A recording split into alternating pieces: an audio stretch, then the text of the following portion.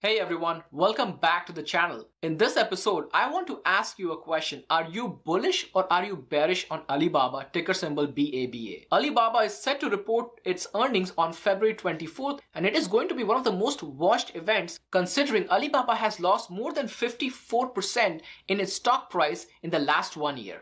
So in this episode, we will look at those 3 reasons that some of these authors are talking about why they feel very bearish on Baba, and let me know your thoughts about the company, how you feel how this will impact Baba's future. So if you get any value out of today's video, leave that like, and without further ado, let's dive in.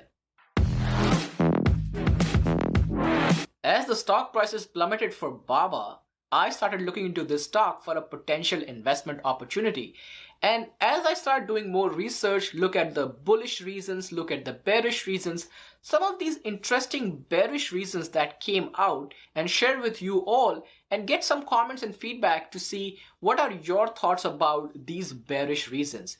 So the author talks about the 3 main revenue generation models for Baba and how the Chinese government is impacting those 3 revenue generation by becoming a direct competitor to Baba. Now those 3 revenue generations are of course through Alipay. So in that sense, the Chinese government is coming out with a digital yuan. We'll touch that a little bit later. The next one is the cloud infrastructure. So just like Amazon's AWS, Alibaba's cloud services are very important revenue generation model for this company. And number 3 is Alimama, which is one of the biggest revenue sources for Alibaba. And basically Alimama is an algo which analyzes all the data points for Alibaba. So let's get into each of these points. Number 1 is the digital yuan. The People's Bank of China is about to launch a digital yuan on a wide scale. Digital yuan has numerous advantages against a traditional payment system such as Alipay, which generates income for Ant Group and which Alibaba owns about 33%. The author also stresses that because of the political nature of the release of the digital yuan, it will have the government support and the adoption will be much faster than many people are anticipating it. And of course, if that happens, it will impact Alipay, it will impact other processing payment systems. So right now, Alipay and WeChat, they own the majority of the payment processing system. With the release of digital yuan, is that going to change overnight? No. However, that does put a wrinkle in the future growth of Alipay and WeChat. And this will be a disruption to their business. So we all remember the fiasco of Ant's listing, which is, of course, Alibaba owns 33%. And the author also goes to say that the Communist Party of China controls the economic and political life within the mainland. With them introducing digital yuan, and the acceleration in the adoption of digital yuan will negatively impact the business of Alipay and WeChat Pay. Now, the author also goes to talk about that in addition, the People's Bank of China will be able to issue digital yuan with the expiration date, which will indirectly force consumer to spend money in order to stimulate the economy. The bank has already done so recently as an experiment, which ended up being successful in boosting the local economy of Shenzhen Luohu district. As a result, the central bank started a new experiment, this time in Shenzhen's Futian district, where participants in the new lottery have until January 17 to spend their digital currency.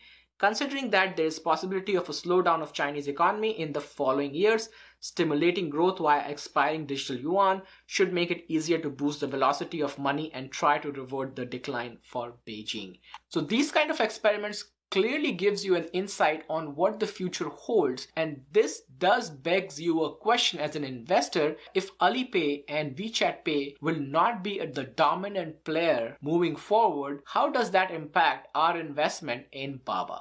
Next up is cloud. Now, cloud infrastructure is very important business to Alibaba itself.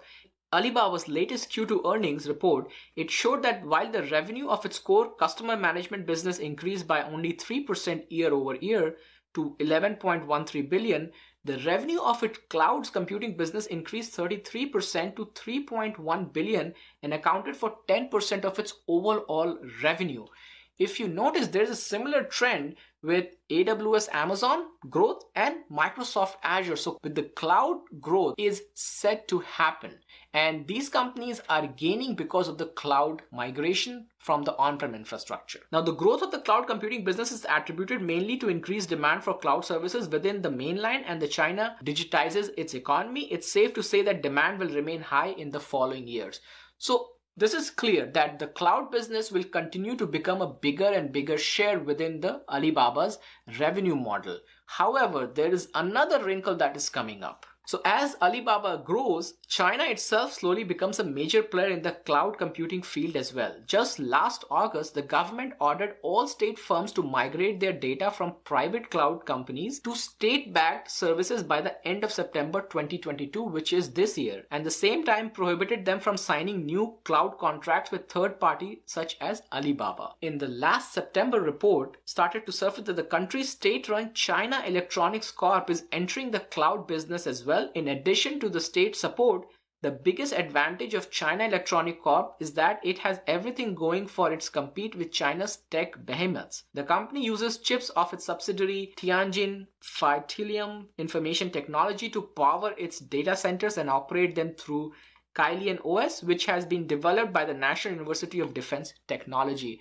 So you can clearly see that China Electronic Corp is going to be getting all the business from the Chinese government, and all their data, when it gets migrated into cloud, is going to the China Electronic Corp, which means that suddenly that business opportunity for Alibaba and other competitors reduces or completely gets eliminated. Now that is going to be a big problem, especially if other companies which are also backed by the government slowly starts moving away from the third-party providers to the China Electronic Corp, something to be watched out for. Now, even though currently the market share has been reduced very slightly for Alibaba, but we can clearly see that if the Chinese government continues to become a bigger competitor, Alibaba is set to lose more than it's set to gain. Now, granted, the cloud business is only 10% of the revenue, but if it's not going to be a growing business, then it's going to be a big problem for the company. The third bearish reason that the author talks about is the impact of the new regulation on its Alimama's business model. Before we jump onto the news, let's understand what Alimama does.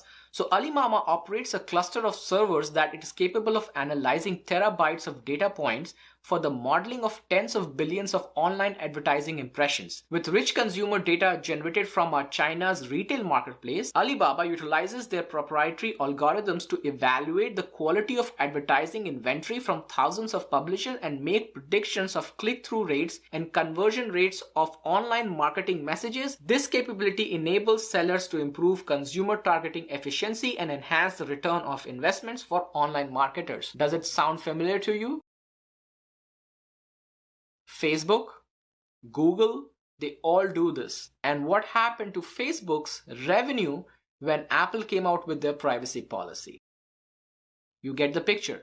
Now, let's see why it impacts it. In a most recent, about few years ago, Alibaba CFO Maggie Wu publicly stated that over 60% of companies' overall revenue are generated by Alimama. That's going to be a very big impact if something happens to this model. So here's the problem. Last month, Beijing announced that it is about to regulate the use of algorithms similar to the ones that Alimama uses to strengthen its grip over the digital economy. Those new regulations could be catastrophic for Alibaba's business. First of all, companies will now be required to give users the ability to opt out from being targeted by the algorithm, and at the same time give options to delete all the tags that the algorithm attributed to those users, which could make the use of Alibaba's advertising services less effective for merchants. Now, I feel like this is straight away from the books of Apple. Now, in addition, new rules which will come into effect March 1, so in couple weeks, also state that the company should change their algorithms so that the users don't engage in excessive spending or develop an addiction to the platform. The sound of this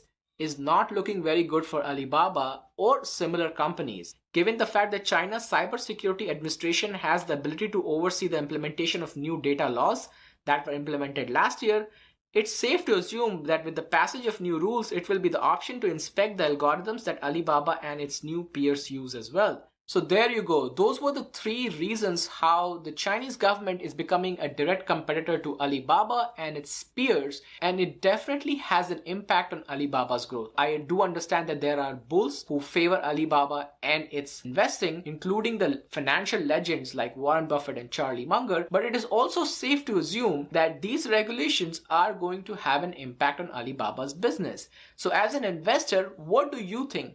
Do you think these reasons are overblown, Or do you think that these reasons should be taken into consideration before investing into Baba? Let me know in the comments below. Now, if you found any value out of today's video, don't forget to hit the like, click on subscribe and ring the bell notification. I will see you next time, investor family. But don't forget to invest for tomorrow.